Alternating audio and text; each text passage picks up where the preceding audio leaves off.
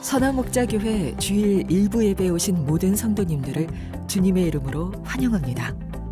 이제 곧 예배가 시작됩니다.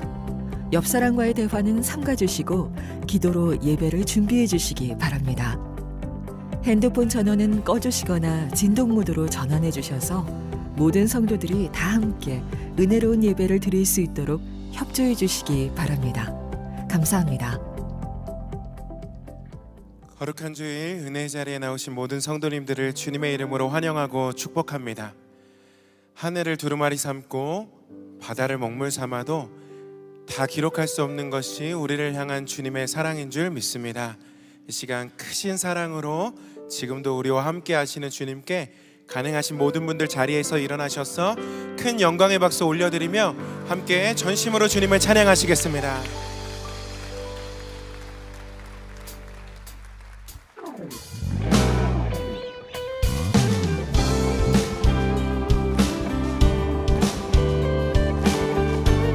그 무엇과도 바꿀 수 없고 그 누구도 줄 수 없는 놀라운 크신 사랑을 찬양합니다. 함께 찬양합시다. 예수보다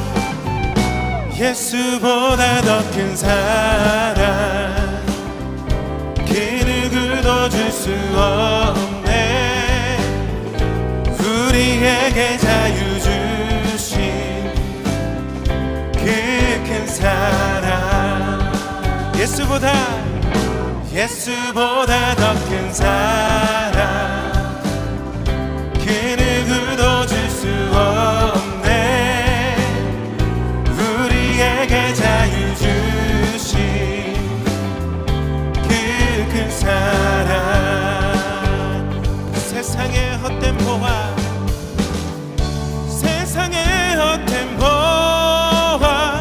곧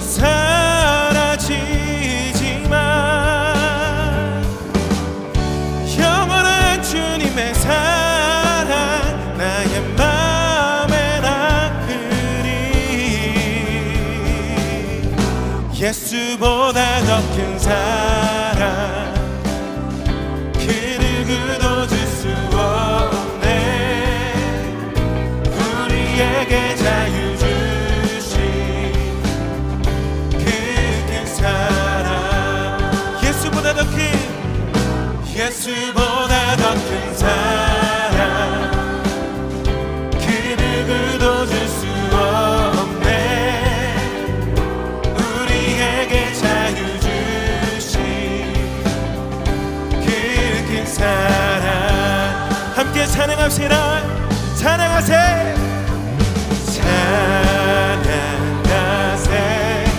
영원히 변치 않는 그 사랑 위대한 그 사랑 내 죄 씻었네. 세상 모든 능력과 권세보다 강하신 영원한 그 사랑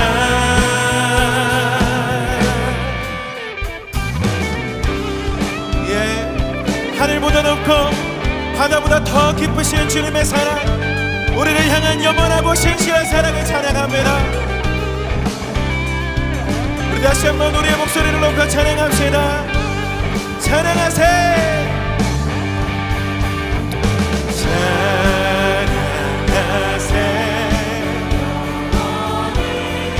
변치 않는 그 사랑 위대한 그 사랑 내 죄 씻었네.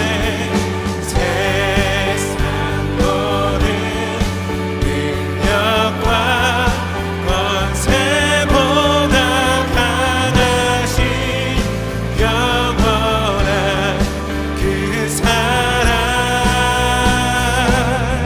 예수보다 더 큰 사랑 그 누구도 줄 수 없네.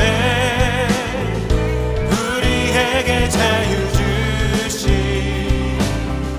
그 큰 사랑 예수보다 더 큰 예수보다 더 큰 사랑 그 누구도 줄 수 없네. 우리에게 자유 주신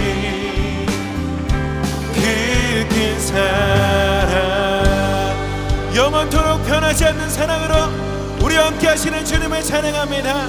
아멘.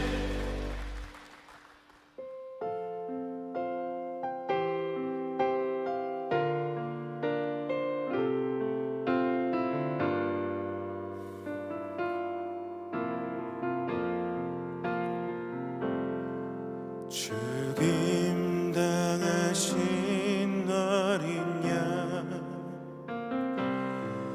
모든 족속과 방언 백성과 나라 가운데서 우리를 비롯사서 하나님께 드리셨네. 죽임 당하신 어린 양, 우리들을 나라와 제사장 삼아 주셨으니 우리는 주와 함께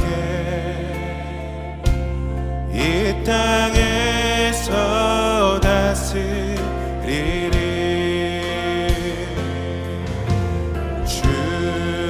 당하신 어린 양,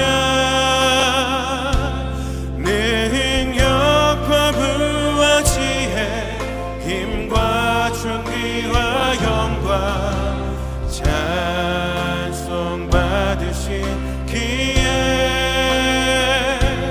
합당하신 어린 양. 죽임 당하신 어린 양, 죽임 당하신 어린 양, 모든 족속과 방언 제사나 나라 가운데서 우리를 비롯사서 하나님께 드리셨네. 죽임 당하신 어린 양, 우리들을 나라와 제사장 삼아 주셨으니 우리는 주와 함께 이 땅에서 다스리. 죽임 당하신 어린 양, 죽임 당하신 어린 양, 능력과 부와 지혜, 힘과 존귀와 영광 찬송 받으시기에 합당하신 죽임 당하신 어린 양, 죽임 당하신 어린 양, 능력과 부와 지혜, 힘과 존귀와 영광 찬송 받으시기에 합당한. 우리 더 큰 목소리로 주님을 찬양합시다. 죽임 당하신 어린 양, 죽임 당하신 어린 양, 능력과 부와 지혜, 힘과 존귀와 영광 찬송 받으시기에 합당하신 어린 양. 예수 이름 높이세, 예수 이름 높이세. 능력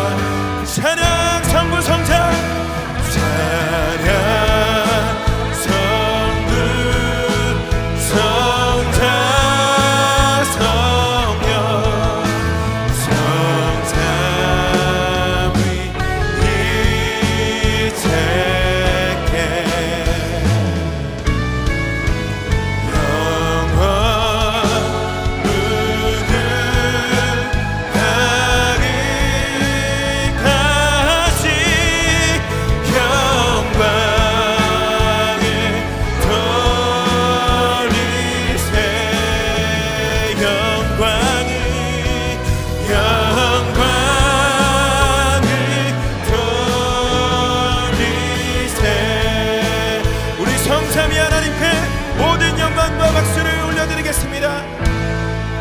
주님 찬양합니다. 할렐루야. 주님은 주님을 따르는 성도들에게 힘과 능력이 되십니다. 주님의 백성에게 평화와 복을 내려주십니다.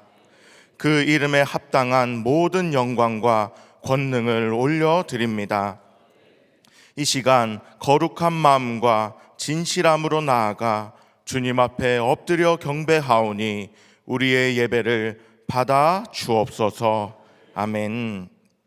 다 함께 사도신경으로 우리의 신앙을 고백하겠습니다. 나는 전능하신 아버지 하나님, 천지의 창조주를 믿습니다. 나는 그의 유일하신 아들, 우리 주 예수 그리스도를 믿습니다. 그는 성령으로 잉태되어 동정녀 마리아에게서 나시고 본디오 빌라도에게 고난을 받아 십자가에 못 박혀 죽으시고 장사된 지 사흘 만에 죽은 자 가운데서 다시 살아나셨으며 하늘에 오르시어 전능하신 아버지 하나님 우편에 앉아 계시다가 거기로부터 살아있는 자와 죽은 자를 심판하러 오십니다. 나는 성령을 믿으며 거룩한 공교회와 성도의 교제와 죄를 용서받는 것과 몸의 부활과 영생을 믿습니다. 아멘. 모두 자리에 앉으시겠습니다.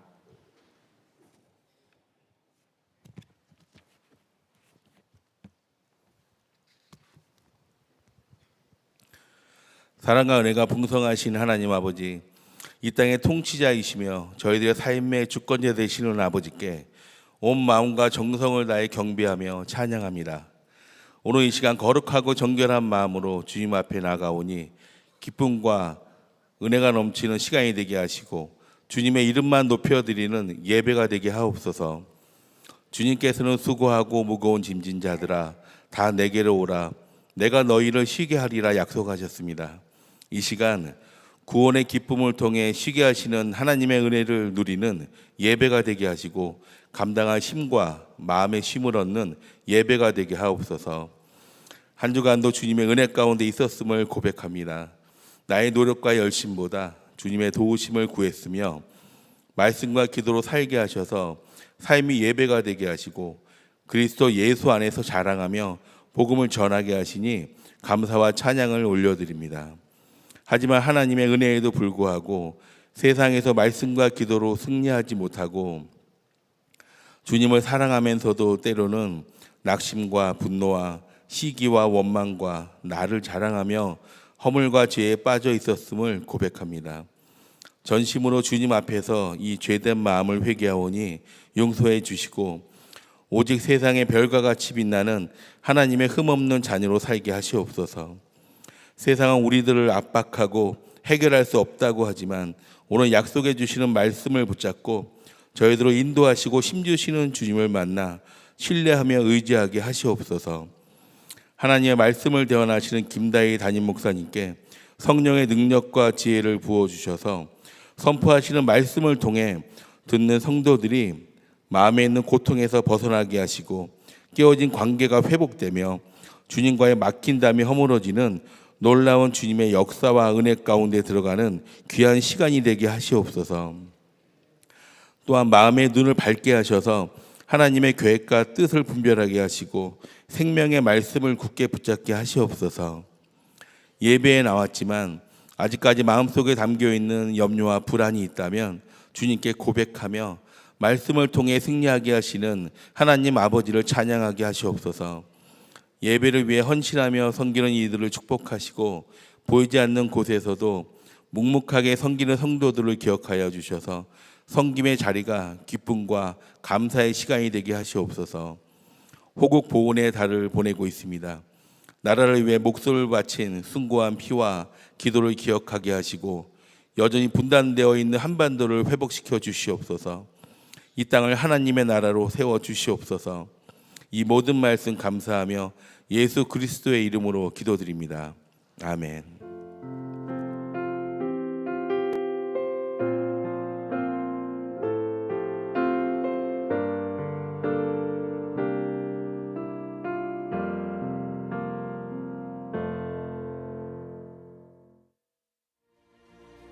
네, 진정한 부흥은 하나님께서 친히 우리에게 임하시는 하나님의 역사입니다. 하나님이 우리에게 찾아오시고 우리의 심령이 뜨거워지고 회복되어지는 것이 바로 부흥이죠. 그 부흥은 이 땅 가운데 하나님께서 나를 부르신 소명과 부르심을 발견해서 레디컬하게 급진적으로 나아가는 한 사람이 아닐까. 세상 안에 살지만 세상과 구별되는 그리스도인들이 되어야 합니다. 그러한 세상의 변화를 꿈꾸는 것, 바로 우리가 리이그나이트를 꿈꿔야 될 영역이 되겠습니다. 이번에 우리 아이자야 61과 함께하는 리이그나이트 집회에 여러분들을 초청합니다.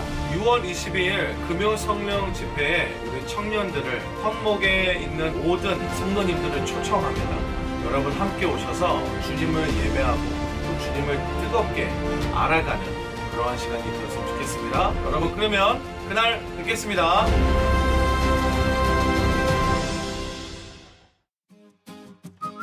할아버지 뭐 갖고 싶은 거 없어요? 갖고 싶은 거? 할아버지는 이미 하나님께 다 받았는걸. 정말요? 궁금해요. 그건 우리 드림이도 벌써 받았단다. 하나님께서 너에게 복을 주시고 너를 지키시고 계시거든. 정말요? 정말요? 그럼 말씀에 이렇게 약속하셨는걸.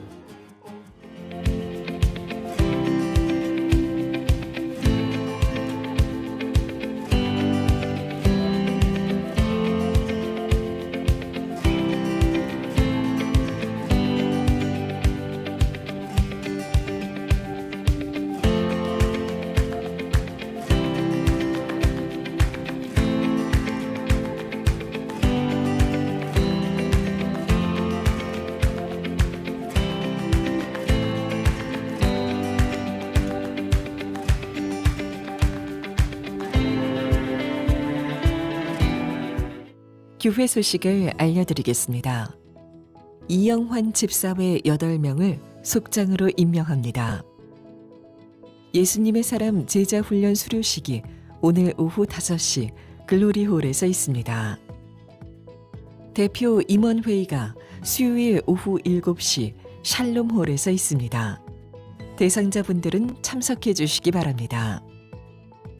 교회를 신실하게 섬겼던 송파교구 전선화 전도사가 사임합니다. 선화목자교회에 처음 오신 새가족 여러분을 환영합니다. 1층 새가족실에 가시면 교회 등록과 교회 생활에 대한 안내를 받으실 수 있습니다. 매일 말씀 함께와 예수 동행일기를 통하여 주님과 동행하는 한 주 보내시길 바랍니다. 이 시간 다 함께 하나님을 경외하는 마음으로 자리에서 일어서시겠습니다. 오늘 우리에게 주시는 하나님의 말씀은 사무엘하 11장 1절에서 27절의 말씀입니다. 봉독은 1절에서 5절, 15절에서 17절, 26절에서 27절만 하도록 하겠습니다. 그 다음의 봄에 왕들이 출전하는 때가 되자 다윗은 요압에게 자기의 부하들과 온 이스라엘의 군인들을 맡겨서 출전시켰다. 그들은 암몬 사람을 무찌르고 라빠를 포위하였다. 그러나 다윗은 예루살렘에 머물러 있었다. 어느 날 저녁에 다윗은 잠깐 눈을 붙였다가 일어나 왕궁의 옥상에 올라가서 거닐었다. 그때 그는 한 여인이 목욕하는 모습을 옥상에서 내려다보았다. 그 여인은 아주 아름다웠다. 다윗은 신하를 보내서 그 여인이 누구인지 알아보게 하였다. 다녀온 신하가 그 여인은 엘리암의 딸로서 햇사람 우리아의 아내 밧세바라고 하였다. 그런데도 다윗은 사람을 보내어서 그 여인을 데려왔다. 밧세바가 다윗에게로 오니 다윗은 그 여인과 정을 통하였다. 그 여인은 마침 부정한 몸을 깨끗하게 씻고 난 다음이었다. 그런 다음에 밧세바는 다시 자기의 집으로 돌아갔다. 얼마 뒤에 그 여인은 자기가 임신한 것을 알고 다윗에게 사람을 보내서 자기가 임신하였다는 사실을 알렸다. 다윗은 그 편지에 다음과 같이 썼다. 너희는 우리아를 전투가 가장 치열한 전선으로 앞세우고 나아갔다가 너희만 그의 뒤로 물러나서 그가 맞아서 죽게 하여라. 요압은 적의 성을 포위하고 있다가 자기가 알고 있는 대로 적의 저항 세력이 가장 강한 곳에 우리아를 배치하였다. 그 성의 사람들이 나가서 요압의 군인들과 싸우는 동안에 다윗의 부하들 쪽에서 군인 몇 사람이 쓰러져서 죽었고 그때 햇사람 우리아도 전사하였다. 우리아의 아내는 우리아가 죽었다는 소식을 듣자 자기의 남편을 생각하여 슬피 울었다. 애도하는 기간이 지나니 다윗이 사람을 보내어서 그 여인을 왕궁으로 데려왔다. 그 여인은 이렇게 하여서 다윗의 아내가 되었고 그들 사이에서 아들이 태어났다. 그러나 주님께서 보시기에 다윗이 한 이번 일은 아주 악하였다. 아멘. 하나님의 말씀입니다. 모두 자리에 앉겠습니다.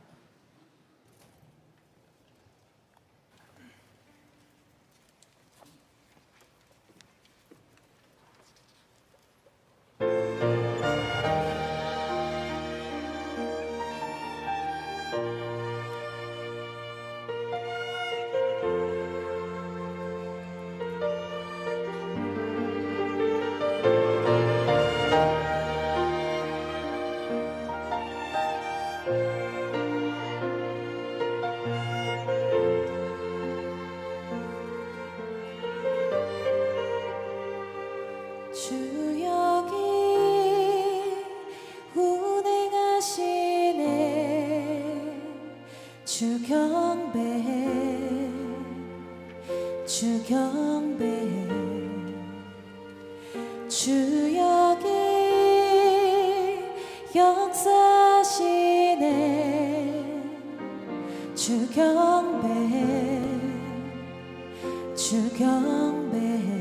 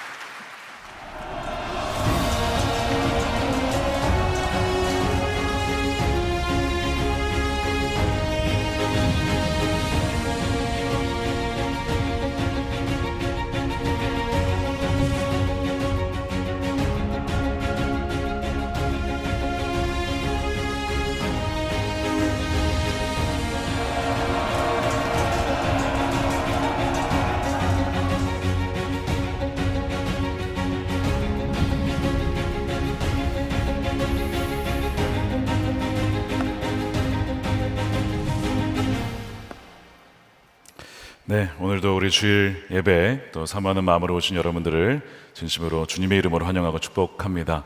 예루살렘 우리 찬양대 우리 주는 하나님 길을 만드시는 주 귀한 찬양으로 정말 하나님께서 우리의 왕 되심을 고백하게 해 주셔서 감사합니다. 우리 모든 영광 주님께 올려드립니다. 감사합니다. 네, 사무엘하 하나님 나라를 세우는 사람 13번째입니다. 다윗은 갑자기 무너진 것이 아니다 라는 제목의 말씀을 나누겠습니다.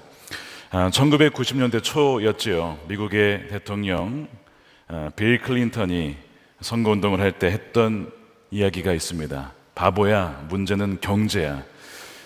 그것이 히트를 치고 결국 대통령에 당선이 되었습니다. 미국 경제는 그 이후에 굉장히 호전이 되었죠. 실업률은 절반으로 떨어졌고 98년부터는 연방 정부의 흑자가 기록이 됩니다. GDP 성장률도 당시에 4% 이상 될 정도로 미국이 아주 호황을 누렸던 시기입니다. 그런데 가장 경제적으로 호황을 누리던 바로 그 시기에 1995년부터 97년 그 사이에 성 스캔들이 벌어졌죠. 물론 터진 것은 98년이긴 하지만 이미 그 전에 그 몇 년간의 성 스캔들이 감춰져 있다가 드러나게 됩니다. 그래서 탄핵 위기까지 몰렸었죠. 물론 탄핵된 것은 아니지만 그 이후에 클린턴 정부는 급속히 무너지기 시작합니다. 경제적 성공의 정점에서 개인적인 도덕성 문제로 몰락한 아주 대표적인 사례였습니다. 역사는 종종 눈부신 성공을 거둔 리더가 비극적인 실패를 경험하는 역사를 우리에게 종종 보여주곤 합니다. 한 국가를 위기에서 구한 영웅, 혁신적인 기업을 일군 리더, 심지어 수많은 영혼들을 죽기로 인도한 영적인 지도자마저도 어느 날 갑자기 상상할 수 없는 추문에 휩싸이며 무너지는 모습을 보며 우리는 큰 실망과 좌절을 경험합니다. 그러면서 질문을 던지기를 도대체 무엇이 왜 이런 일이 벌어지게 된 것일까라는 생각을 하게 되는 겁니다. 영적 리더십에 대한 책 중에 하나인데 하나 책 소개를 해드리겠습니다. 극복해야 할 리더십의 그림자라는 책입니다. 이 책은 주장하기를 모든 리더의 내면에는 그림자가 있다는 겁니다. 이 그림자는 아이러니하게도 그 리더를 성공하게 만들었던 요인입니다. 예를 들면 완벽하게 일을 마치려가는 강박증, 인정받고 싶은 강렬한 욕망, 모든 것을 통제하려고 하는 그런 성향인데 바로 이것이 또한 그림자가 되어서 이것을 그대로 방치할 경우에 그 사람에게 아주 치명적인 약점이 될 수 있다는 것을 주장을 하고 있습니다. 리더의 성공이라는 그 빛이 강하면 강할수록 그 빛은 더욱더 짙게 드리워진다는 것이죠. 그래서 저자는 이 그림자는 교만과 이기심과 자기 기만, 스스로 자신을 속이는 겁니다. 이것을 재료로 만들어서 리더 자신과 공동체를 무너뜨릴 때까지 아주 점진적으로 아주 조용히 그리고 무섭게 이것이 자라난다라고 경고하는 책입니다. 이 리더십의 그림자가 얼마나 위험하고 실제적인지를 잘 보여주는 아주 가장 적나라한 사례가 우리가 오늘 읽은 사무엘하 11장이 되겠습니다. 여러분, 다윗은 가장 이스라엘의 위대한 왕이고 하나님 마음에 맞는 사람이라고 불린 사람이죠. 그런데 그의 가장 위대한 어떻게 보면 성공 뒤에 이면에는 우리가 상상할 수 없는 그림자가 드리워져 있었습니다. 우리는 오늘 본문을 대하면서 어떻게 다윗이 이렇게 무너질 수 있을까? 우리가 알던 그 다윗이 맞나? 그런 충격을 받게 되죠. 그런데 여러분, 이 다윗의 실패와 스캔들은 어느 날 갑자기 터진 것이 아니었다는 데 있습니다. 오늘 제목처럼 다윗은 어느 날 갑자기 무너진 것이 아니었습니다. 그의 번영과 성공 뒤에 그의 그림자가 점진적으로 그를 잠식하고 있었기 때문입니다. 그래서 우리가 오늘 이 말씀을 본격적으로 대하기에 앞서서 누군가를 정죄하는 마음, 이것은 누구에게 해당되는 마음이야, 그런 마음이 아니라 겸허하게 내 자신이 그럴 수 있음을, 내 자신 안에 내면의 짙은 그림자가 들이고 있음을 겸허하게 인식하고 마주하는 그런 시간이 되었으면 좋겠습니다. 많은 사람들이 이 사무엘하 11장을 다윗의 타락의 시작이라고 보는 경향이 있습니다. 물론 그것은 매우 결정적인 사건이었죠. 그런데 성경을 가만히 보게 되면 이런 폭풍이 몰아치기 이전에 이미 다윗의 영적인 기압은 서서히 낮아지고 있었음을 곳곳에서 증거하고 있습니다. 그의 그림자가 그의 삶에 이미 작은 균열들을 내고 있었던 것이죠. 몇 가지 근거를 좀 찾아보겠습니다. 첫 번째 균열은 다윗이 왕의 법을 어기고 많은 아내를 두었다는 사실입니다. 사무엘하 5장 13절입니다. 다윗은 헤브론에서 떠나온 뒤에 예루살렘에 와서 더 많은 후궁과 아내들을 맞아들여 또 자녀를 낳았다는 겁니다. 자, 사무엘하 5장이면 헤브론 이후에 통일 이스라엘을 이루겠다, 바로 그 순간입니다. 우리는 무심코 지나갈 수 있죠. 왕이니까 그럴 수 있지. 왕인데 뭐. 근데 성경은 그것을 언급하고 있어요. 왜 언급하고 있느냐? 여러분, 신명기 17장에 보면 왕은 이러저러 해야 한다라고 하는 하나님의 말씀이 있습니다. 거기에 뭐라고 되어 있냐면 이렇게 되어 있죠. 17장 17절입니다. 왕은 많은 아내를 둠으로써 그의 마음이 다른 데로 쏠리게 하는 일이 없어야 한다. 자기 것으로 은과 금을 너무 많이 모아서도 안 된다. 성과 재물에 대한 경고의 말씀이 있습니다. 왕이라고 해서 다 그렇게 된다는 것이 아니라는 거예요. 세상적인 왕은 그럴 수 있지만 하나님이 택한 나기드라고 하는 왕은 그래서는 안 된다라고 말씀하는 거예요. 하나님 한 분에게 집중하지 못하고 돈이나 쾌락이나 성에 마음이 나뉠 때, 그리고 그 영혼이 얼마나 쉽게 그런 것에 미혹될 수 있는지를 하나님 너무나 잘 아셨기 때문에 왕에게 이 말씀을 말씀하신 것입니다. 그런데 다윗은 명백한 하나님의 법보다, 율법보다 세상 왕들의 관습을 따라가기 시작한 것이죠. 이것은 그의 마음이 하나님께 온전히 집중되지 못하고 세상적인 만족을 향해 조금씩 나뉘어지고 있었다라고 하는 첫 번째 균열의 모습이었습니다. 자, 두 번째 균열은 어디서 발견되냐면 하나님의 방법을 무시한 인간적인 열심인데 우리가 이미 살펴보았습니다. 사무엘하 바로 6장이었나요? 거기 보면 다윗이 하나님의 궤를 옮길 때 어떻게 옮겼습니까? 블레셋이 쓰던 방식으로 새 수레에 실어서 옮기려고 했죠. 그것 때문에 참 불쌍하게도 우사가 죽고 맙니다. 이 과정에서 참 깨달은 것은 무엇이냐면, 알게 되는 것은 무엇이냐면 하나님의 방법에 대한, 하나님의 말씀에 대한 그 경외심보다는 자신의 뜻을 이루려고 하는 인간적인 열심과 조급함이라고 하는 다윗의 내면에 그림자가 있었지요.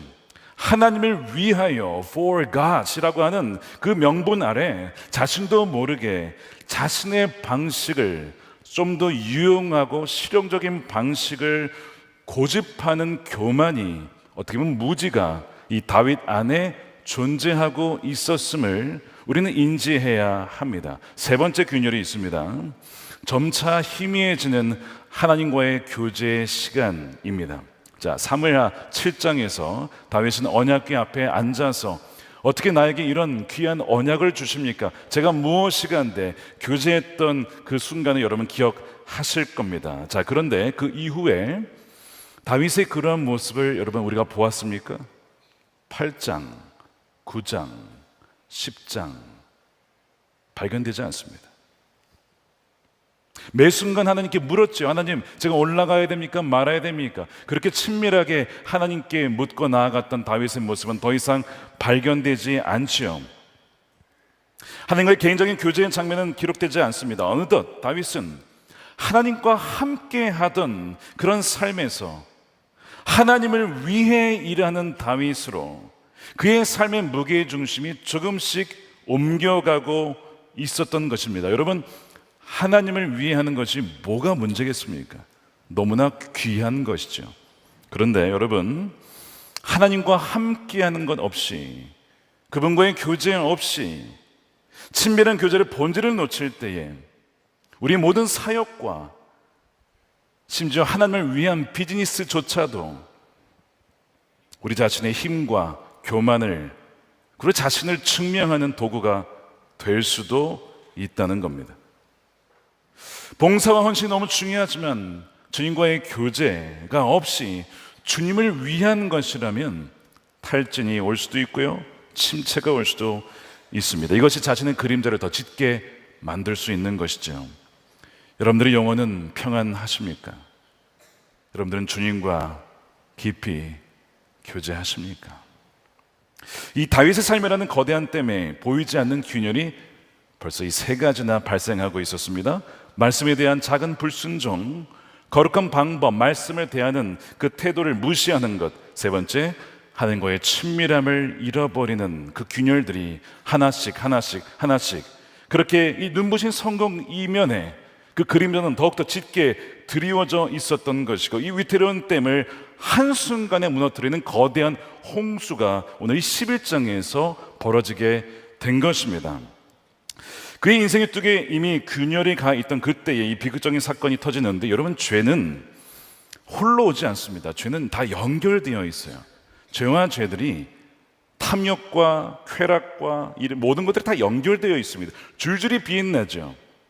그래서 하나의 불씨에 시작하여 모든 것을 태우는 불씨처럼 말이죠, 불길처럼 끔찍한 연쇄의 반응을 일으키는데, 그것이 오늘 우리가 살펴본 본문이 되겠습니다. 자, 오늘 2절에 보면 어느 날 저녁에 다윗은 잠깐 눈을 붙였다가 일어나 왕궁의 옥상에 올라가서 거닐었습니다.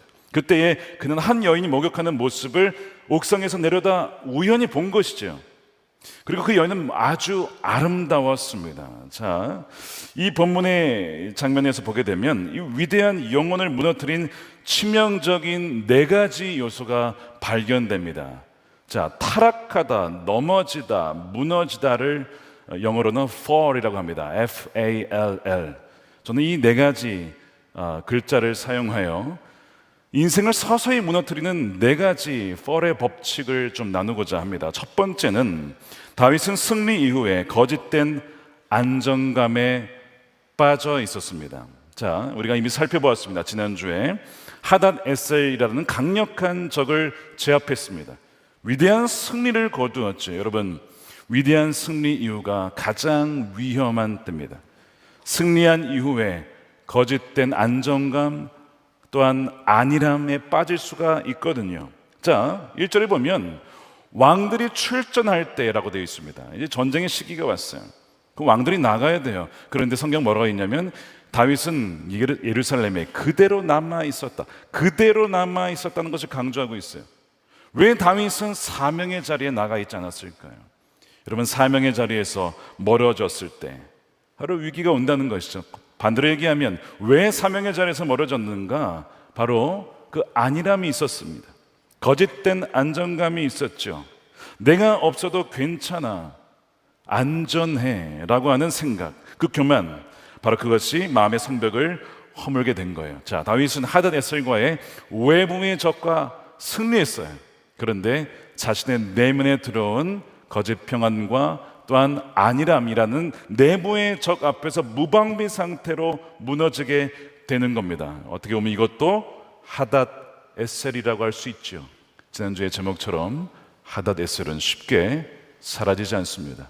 안전하다고 하는 그 영역, 바로 그 시간, 그 장소, 여러분, 사탄은 바로 그 틈을 타고 들어와 그 사람을 서서히 무너뜨리는 것이죠.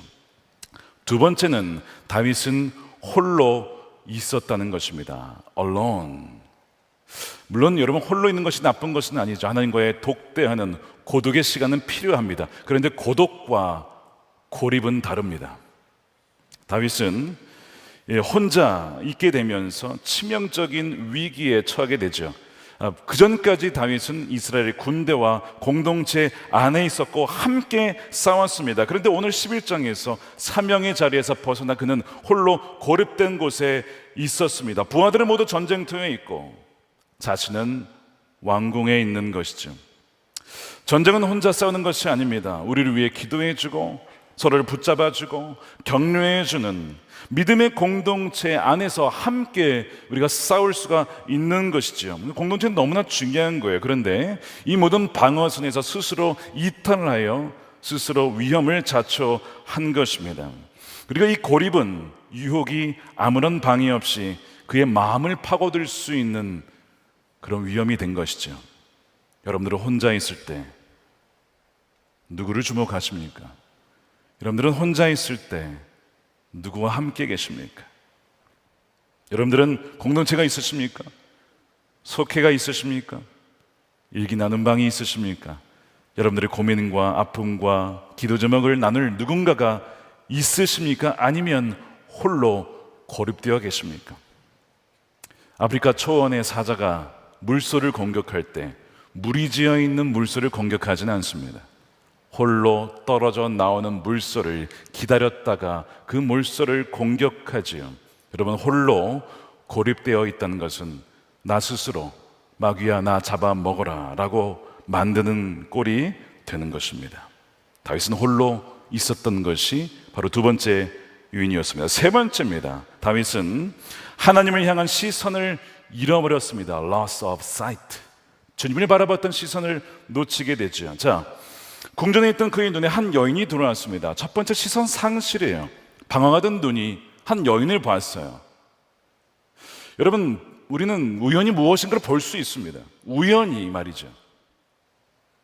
운전을 하다가 웹서핑을 하다가 우연히 무엇인가가 뜰 수가 있습니다. 그건 뭐 어떻게 막겠습니까? 그러나 선택할 수 있어요. 벗어날 것이냐, 그 자리에 머물 것이냐. 그런데 다윗은 우연히 그것을 여인을 보았을 때 아이고 내가 잘못 봤구나, 시선을 돌리는 것이 아니라 그걸 보고 주목했고 머물렀고 즐겼다는 데 있습니다. 그리고 그 마음에 품은 것이죠. 특히 남성들은 무엇에 약하냐면 시선에 약합니다. 남성들은 시선에 약해요. 여성들은 들리는 것이나 뭐 다른 것에 있을 수 있겠지만 특히 남성은 보는 것에 취약합니다. 다윗은 바로 그 정욕이 눈으로 들어오게 된 것이죠. 그리고 사람을 보내죠. 그 여인이 누군지 알아봐라. 왕이시여, 그 여인은 당신의 충성스러운 부하 우리아의 아내 밧세바입니다. 무슨 얘기죠? 안 됩니다, 왕이시여. 부하의 아내입니다. 멈추셔야 합니다, 왕이시여. 이 얘기입니다. 스탑 사인을 하고 있는 거예요. 빨간불을 좀 보여주고 있는 것이죠. 그럼에도 불구하고 그 여인을 데려오라고 명령하는 거예요. 다윗은 하나님의 시선을 완전히 잃어버렸습니다. 눈앞에 욕망만이 보이는 것이죠. 자, 오늘 본문을 가만 보면 그토록 이 다윗이 사모했던 하나님의 언약궤가 어디에 있습니까? 전쟁터에 있다고 합니다. 11절에 보니까 하나님의 임재를 상징하는 언약궤는 전쟁터에 있고 다윗은 그만큼 멀리 떨어져 있어요. 그것은 지금 다윗의 영적인 상태를 보여주는 거예요. 하나님과의 임재를 사모했던 다윗이 어느덧 하나님과의 멀어진 상태라는 것을 보여주는 것이죠. 즉 하나님을 향한 시선이 멀어졌을 때 그의 시선을 통제하지 못하고 결국 정욕을 마음에 품게 되는 거예요. 그래서 사실 여러분 잘 아시다시피 요셉이 보디발의 아내의 유혹을 이길 수 있었던 것은 바로 그거였습니다. 항상 하나님을 주목했죠. 내가 어찌 하나님 앞에서 범죄하리까? 유혹이 강한 게 아니라 우리의 시선이 하나님을 향해 있지 않기 때문에, 우리가 주님을 주목하지 않기 때문에 문제가 되는 것입니다. 언약궤라는 하나님 임재에 떨어져서 하나님을 향한 시선을 잃어버린 자는 앞을 볼 수 없는 장애인과 같아서 낭떠러지를 향해 거침없이 달려가게 될 수 있다는 겁니다. 네 번째, 다윗의 추락을 완성한 것은 무법, 즉 자신을 법 위에 둔 치명적인 교만이었습니다. lawlessness, 무법이라고 합니다. 자, 왕의 절대 권력이 낳은 가장 위험한 덕은 나는 예외다. 어디에서요? 하나님의 율법에서 예외다라고 하는 그런 믿음입니다. 밧세바가 우리아의 아내라는 사실을 알고도 다윗이 그대로 데려온 것은 욕망이기도 했지만 또 한 가지는 무법 때문입니다.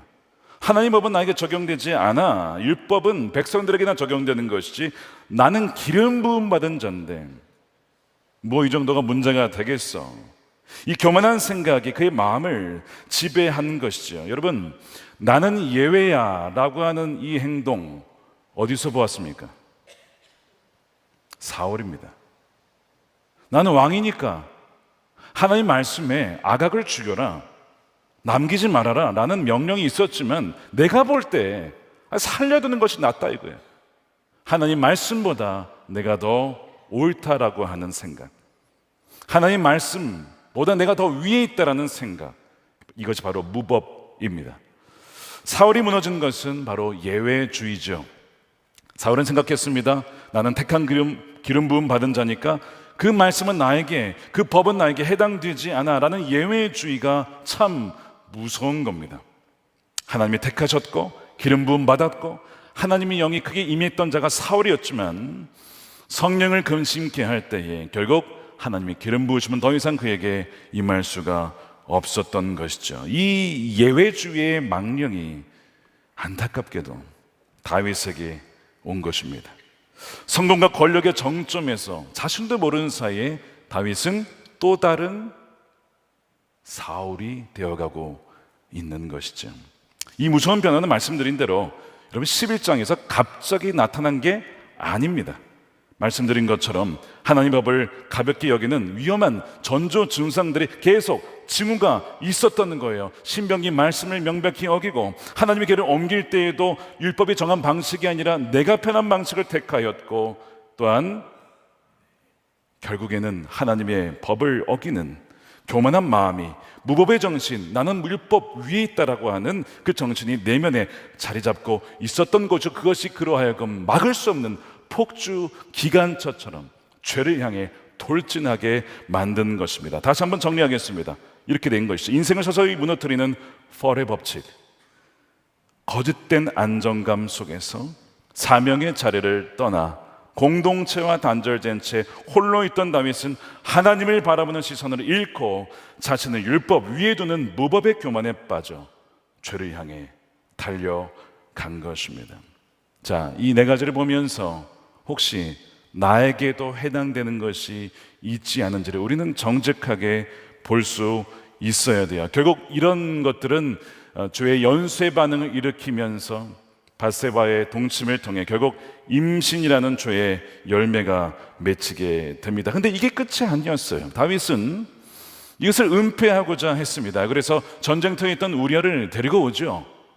그리고 아내랑 자라고 합니다. 그러면 자신의 죄악이 감춰질 테니까요. 은폐하려고 했던 거예요. 그런데 우리아는 참으로 충직한 부하였습니다. 그가 이렇게 얘기를 하죠. 언약궤와 이스라엘과 유다가 전쟁 중이고 내 동료들이 벌파에서 진을 치며 그렇게 지금 있는데 저만 어찌 홀로 돌아가서 먹고 마시며 아내와 잠잘 수가 있겠습니까? 저는 그렇게 할 수가 없습니다. 다윗은 충실한 충성스러운 부하의 아내와 침대에서 누워있을 때 우리아는 그럴 수 없다고 하면서 바로 불편한 문간에 누워 있었습니다. 너무나 선명하고 극명한 대조이지요. 이 우리아의 고결함은 다윗의 추악함을 비추는 너무나도 선명하고 정결한 거울과 같았어요. 그런데 이 죄의 연쇄 반응에 갇힌 다윗은 이 거울 앞에서 자신을 보는 게 아니라 어떻게 합니까? 거울을 깨트리기로 합니다. 그래서 모든 계략이 다 실패를 하자 코너에 몰린 다윗은 건너지 말아야 될 강을 건너는데 바로 그것이 우리아를 죽이겠다는 살인이지요. 냉혹한 살인자로 바뀌게 됩니다. 그것이 14절입니다. 아침에 다윗은 요압에게 편지를 써서 우리아의 편에 보냈다. 다윗은 편지에 다음과 같이 쓰기를 너는 우리아를 가장 치열한 전선을 앞세워 너희만 그의 뒤로 물러나 그가 맞아 죽게 하여라. 불쌍한 우리아. 그런 줄도 모르고 충성스럽게 사람들은 다 치열하면 좀 뒤로 빠져 있어야겠다 라고 생각할 때 치열한 전쟁터에 앞장서서 전투를 하다가 결국 죽고 맙니다. 이 모든 것은 다윗의 계획대로 은폐되는 것처럼 보였습니다. 그런데 11장 오늘 마지막의 결론이 어떻게 되어 있죠? 이 모든 과정을 하나님이 다 보고 계셨습니다. 자, 27절이죠. 그 여인은 이렇게 하여 다윗의 아내가 되었고, 아내가 그렇게 많았는데 그들 사이에 아들이 태어났다. 그러나 주님께서 보시기에 다윗이 한 이번 일은 아주 악하였다. 자, 오늘 본문에 이 수많은 죄의 과정과 정말 끔찍한 무슨 막장 드라마도 아니고요, 과정 속에 하나님은 한 번도 등장하지 않습니다. 그런 하나님이 보지 못하신 것이 아니었어요. 그 모든 과정을 다 지켜보셨습니다. 그리고 하나님은 아무것도 안 한 것이 아니었습니다. 다윗이 하려고 했던 모든 은폐 계획들이 다 실패하죠. 다 실패합니다. 누가 실패하게 한 겁니까? 하나님이 실패하게 한 겁니다. 은폐되지 못하도록 다 실패. 그것이 보이지 않는 하나님의 역사였어요. 다윗은요, 간음하지 말라, 살인하지 말라, 탐내지 말라, 거짓 증언하지 말라, 도둑질하지 말라, 다른 신 내 앞에 두지 말라. 그러나 욕망의 신을 하나님 앞에 더 앞서 둠으로써 10계명의 6가지 계명을 직간접적으로 범하고 말았습니다. 그리고 자기가 범한지도 모르고 나는 무법, 즉 법 위에 있다라고 하나님 보시기에 너무나 악한 일을 행한 것입니다. 분위기가 굉장히 무겁지요. 굉장히 무겁습니다. 숨소리 하나 들리지 않습니다. 지금 이 끔찍한 비극의 전말을 우리가 보았는데요, 이 무겁고 참 가슴 아픈 이야기 속에 우리는 반드시 물어야 됩니다. 왜 하나님께서는 이토록 부끄럽고 고통스러운 다윗의 실패를 성경에 기록하셨을까요? 이 실패는 우리에게 어떠한 변함없는 진리를 주고 있습니까? 이 이야기는 먼저 우리 마음의 실체를 보여주는 거울과 같습니다. 다윗의 실패는 예레미야 말씀이죠. 만물보다 거짓되고 심히 부패한 것은 사람의 마음이라 라는 것을 너무나 뼈아프게 보여주는 진리의 말씀입니다. 여러분, 우리 안에는 하나님의 형상대로 지음받은 선함이 있어요.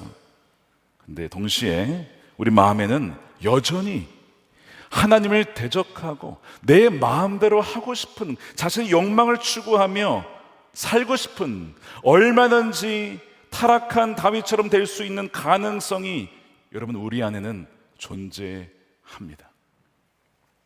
로마서 7장의 사도 바울이 성령이 내게 오신 다음에도 여전히 내 안에 하나님의 법을 사모하는 마음이 있지만 동시에 내 안에 악한 법을 따르고자 하는 마음이 있음을 보았어요. 오호라, 나는 공고한 사람이라다. 이 사망의 몸에서 누가 나를 건져내랴. 여러분, 이것이 우리 영적인 실상이라고 하는 거예요. 우크라이나 러시아 전쟁, 이스라엘과 이란 전쟁, 치열한 전쟁이 거기만 벌어지는 것이 아니라 가장 치열한 전쟁은 우리의 생각과 마음 속에서 벌어지고 있는 것입니다. 하나님의 마음으로부터 떨어져 나가서 사탄이 우리 마음을 장악하기 위해 끊임없이 공격하는 것입니다. 여러분, 하나님에서는 쉽게 사라지지 않는다고 말씀을 드렸어요. 이 이야기는 내가 수십 년간 전교 생활을 했고 믿었으니까 괜찮겠죠. 여러분, 다윗이요, 광야에서 13년, 그리고 헤브론에서 7년 반을 단련받은 사람이에요. 20년 넘게. 내가 그렇게 훈련받았으니까 나는 안전하다. 여러분, 그렇지 않습니다. 우리가 30년, 40년 밥 먹었으니까 이제 안 먹어도 될까요? 그렇지 않죠. 마찬가지입니다. 우리의 그 교만을 보여주고 있어요. 나는 예외일 거야 라는 착각을 깨트려주고 있습니다. 그리고 우리에게는요, 자신의 힘이 아닌 진정 외부로부터 오는 구원자가 절실히 필요한 자임을 오늘 말씀은 생생하게 보여주고 있는 거예요. 너무나 실망스러운 이야기인데, 너무나 가슴 아픈 이야기인데, 그럼에도 불구하고 이야기는 가장 고결한 소망으로 우리를 인도하고 있습니다. 자, 다윗은 가장 위대한 왕이었어요. 그런데 그마저도 실패하고 맙니다. 자신의 백성을 지키는 대신에 그는 약탈을 했고 공의를 세운 대신에 불의를 저질렀습니다. 다윗의 영적 도덕적 이 실패는 그 어떠한 왕도 그 어떠한 지도자도 온전할 수 없다, 온전한 소망이 될 수 없음을 명백히 보여주고 있죠. 여러분, 사람에게는 소망이 없는 겁니다. 여러분, 사람에게는 소망이 없어요. 달라 보여도 깊이 들어가면 그 사람이 그 사람입니다. 사울이 다윗이고 다윗이 사울이고 삼손이 다윗이고 다윗이 삼손인 거예요. 사람은 깊이 들어가면 다 똑같다는 것을 우리에게 보여주고 있죠. 그런데 이 실패한 왕의 이야기는 우리로 하여금 참된 왕을 갈망하게 합니다. 가장 이 밑바닥에서 참된 왕을 갈망하게 되죠. 무엇입니까? 평안한 그 하늘 궁전을 버리고 이 낮고 낮은 땅으로 내려오신 왕 말이죠. 욕망의 눈으로 범죄한 다윗과 달리 연민의 눈과 눈물로 우는 자들을 품으신 왕, 권력으로 빼앗은 다윗과 달리 자신을 비워 생명을 주신 왕, 바로 참된 다윗이신 예수 그리스도만을 갈망하게 만드는 것입니다. 예수님만이 우리의 진정한 소망이요, 흔들리지 아니하는, 우리 인생을 다 맡겨도 좋을 그런 영원한 반석이 되신다는 사실입니다. 예수님만을 유일하고도 진정한 소망으로 삼는 저와 여러분들이 되시기를 축복합니다. 여러분, 다윗은 갑자기 무너진 것이 아니었어요. 그 성공 뒤에 자라는 그림자가 균열을 냈고 결국 무너지게 됩니다. 자, 이 말씀을 보면서 우리가 오늘 무엇을 결단하고 적용을 해야 될까요? 첫 번째, 우리는 우리 자신의 그림자를 정직하게 여러분 인정해야 됩니다. 우리 자신의 그림자가 다 있어요. 여러분, 없는 사람은 없습니다. 저도 있습니다. 인정을 해야 돼요. 그것이 첫 걸음입니다. 누군가를 성공으로 이끈 그 동력의 그림자가 될 수 있다는 것을 여러분 기억하십시오. 나의 열심 속에 어떤 교만이 있는지, 나의 헌신 속에 어떠한 인정 욕구가 있는지 정직하게 인정하고 하나님 앞에 내려놓아야 되는 거예요. 나는 이 타락한 다윗과 달라라고 부인하는 대신에 나도 다윗처럼 타락할 수 있어, 무너질 수 있어라고 정직하게 연약함을 고백하는 것부터 시작해야 합니다. 이웃교회 목사님이시죠. 분당오리교 이천수 목사님이 자신은 이성의 유혹이 약하답니다. 그래 고백을 하셨어요. 그래서 자신을 지키기 위해 차에 탈 때 이성과 단둘이 타지 않는다는 거예요. 그래서 어쩔 수 없이 그러나 태워야 될 상황이 있잖아요. 그래서 뒷자리에 태우시는데 마음 같아서는 트렁크에 태우고 싶다는 거예요. 트렁크에. 당신이 트렁크에 타시는 게 아니라 성도님을 트렁크에 그러니까 여자 성도님이 그런 얘기를 하시는 거예요. 목사님, 우리도 보는 눈이 있거든요. 이러면서 막 기분 나빠하면서 우리가 왜 트렁크에 타냐고 막 그런 얘기를 하시더라고요. 자신의 약점을 아는 것이죠. 여러분, 저는 어릴 적부터 이름이 다윗이었습니다. 하나님 마음에 합한 사람이 되어라. 여러분, 다윗이 얼마나 장점이 많습니까? 우리가 지금까지 살펴본 것처럼. 그런데 오늘 살펴본 짙은 그림자를 가진 사람이 다윗이에요. 그래서 이 단점을 담지 말라고 해서 이 성 스캔들이 다 시옷 아닙니까? 시옷에 빠진 다 위가 된 거예요. 저는 그렇게 해석을 합니다. 어쨌든 여러분, 저 역시도 제 자신을 잘 압니다. 저는 제 스스로 죄를 이길 힘이 없음을 알고 있어요. 저는 제 자신을 사랑하기에 제 자신을 신뢰하지 않습니다. 저는 다윗처럼 무너지고 싶지 않습니다. 그래서 제가 장로님들께 예전에 부탁드린 게 있어요. 제가 어디를 가든, 집회를 가든, 국내든 회의를 가든 아내와 함께 갈 수 있도록, 아니면 누군가와 함께 갈 수 있도록 해 주십시오. 제 자신을 믿을 수 없으니까 안전장치를 최소한 마련하는 것입니다. 여러분, 우리의 자신의 그림자를 정직하게 인정해야 돼요. 여러분들의 그림자는 무엇입니까? 그것이 성입니까? 쾌락입니까? 돈입니까? 명예입니까? 두 번째, 우리는 자기 인식을 위한 영적 훈련을 실천해야 합니다.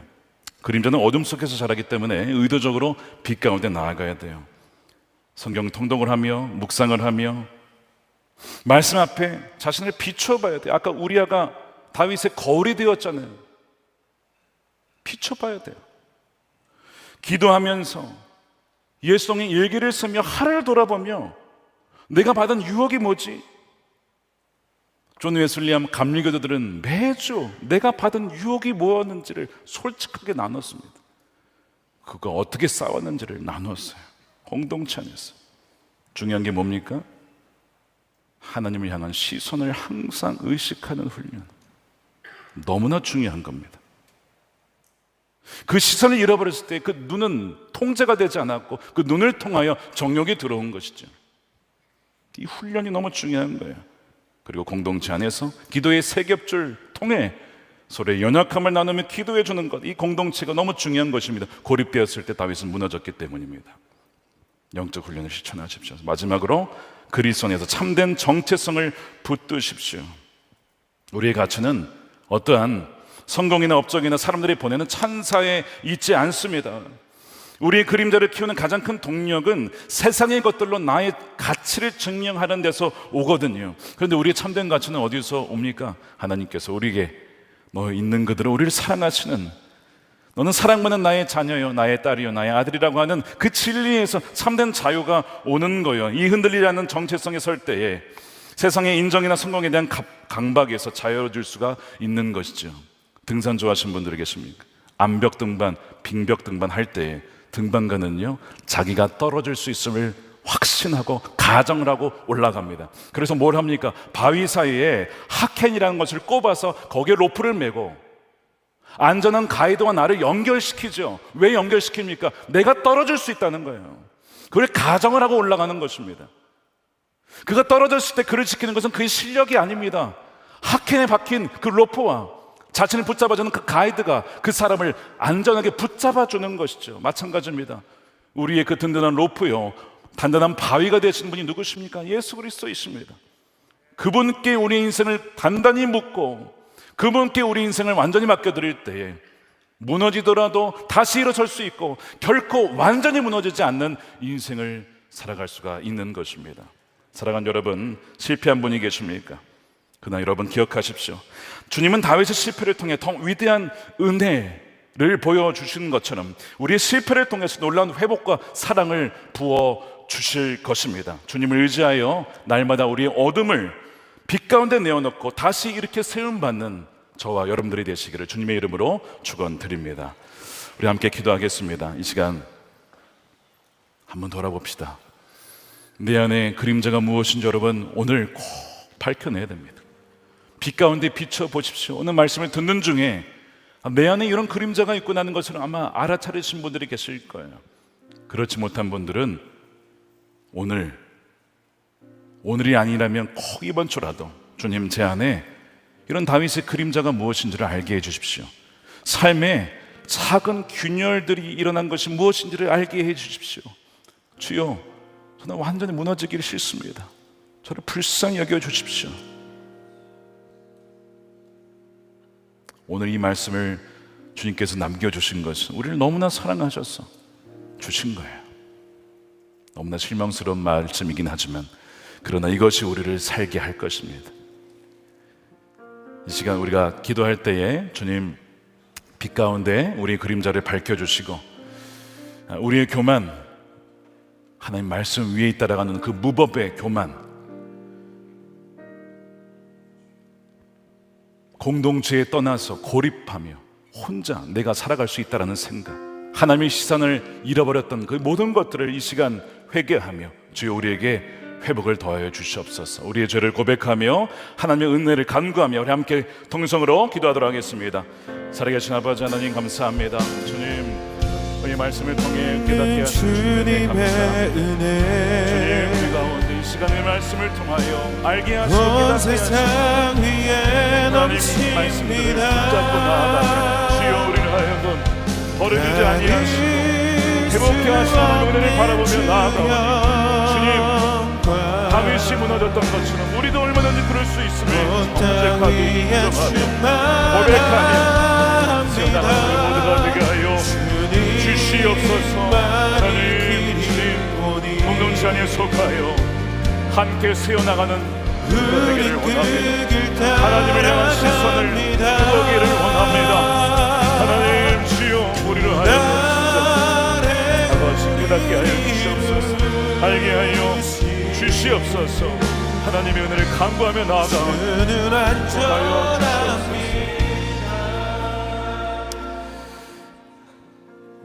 살아계신 아버지 하나님, 오늘 이 사무엘하 11장의 말씀을 우리에게 주셔서 감사합니다.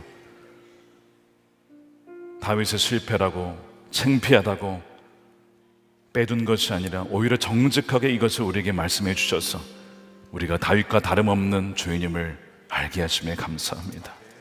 우리의 교만을 보게 하심에 감사합니다. 우리의 연약함을 보게 하심을 감사합니다. 주여, 우리를 긍휼히 여겨 주시옵소서. 거짓된 안정감에 빠져, 안일함에 빠져 사명의 자리에서 벗어나 괜찮겠지, 안전하겠지, 그렇게 무방비 상태로 사단의 불화살의 공격에 우리를 내놓았던 우리를 주여 불쌍히 여겨 주시옵소서. 고립되었던 우리, 주여, 그런 분들이 계십니까? 공동체에서 벗어나 홀로 마귀의 그 공격에 노출되었던 분이 있습니까? 주여, 공동체 안에 서로 기도하며 말씀을 나누며 우리의 고민과 아픔을 나누며 서로 붙잡아주는 기도의 세겹줄이 주여 되게 하여 주시옵소서. 아버지 하나님, 하나님을 향한 시선을 잃지 않게 하소서. 항상 우리를 주목하시며 우리와 함께 하시며 우리를 붙잡아 주시는 주님을 바라보는 그 눈이 항상 크게 열려있게 하여 주시옵소서. 아버지 하나님, 하나님 말씀을 무시하였던 무법의 그 교만이 아니라 항상 말씀을 사모하며 그 말씀으로 우리를 인도하여 주시고 주의 막대교회 지팡이로 우리를 주여 푸른 초장으로 쉴만한 물가로 인도하여 주시옵소서. 오늘의 이 말씀이 우리 모두에게 영적인 백신이 되어 정말 하나님 완전히 무너지지 않냐고 회복함이 일어설 수 있는 놀라운 하나님 생명의 양식이 되게 하여 주시옵소서. 이 시간 귀한 거 구별하여 11조로 또 감사헌금으로 성경금으로 건축헌금으로 올려드립니다. 모든 우리의 삶이 주님으로부터 왔기에 하나님 감사합니다. 하나님 영광받아 주옵소서.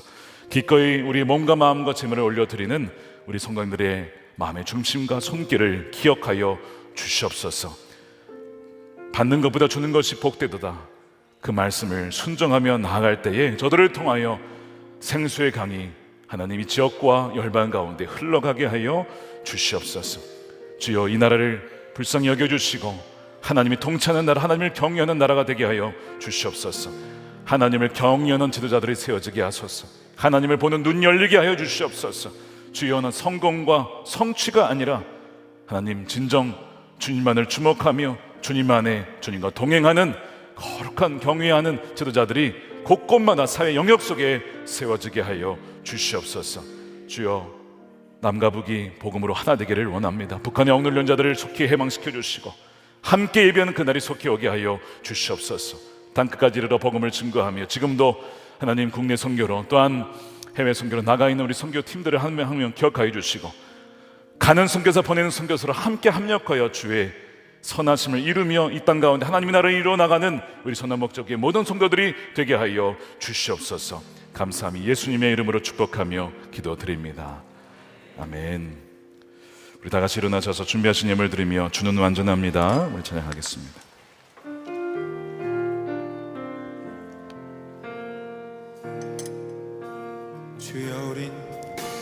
주여 우린 연약합니다. 우린 오늘을 힘겨워합니다. 주 뜻 이루며 살기에 부족합니다. 우린 연약합니다. 주여, 우린 넘어집니다. 주여 우린 넘어집니다. 오늘 하루 또 실수합니다. 오늘 하루 또 실수합니다. 주의 긍휼을 구하는 죄인입니다. 주의 긍휼을 구하는 죄인입니다. 우리 주만 바라봅니다. 우리 주만 바라봅니다. 손들어 찬양합시다. 하나님 주님의 은혜, 한없는 주님의 은혜 온 세상 위에 넘칩니다. 온 세상 위에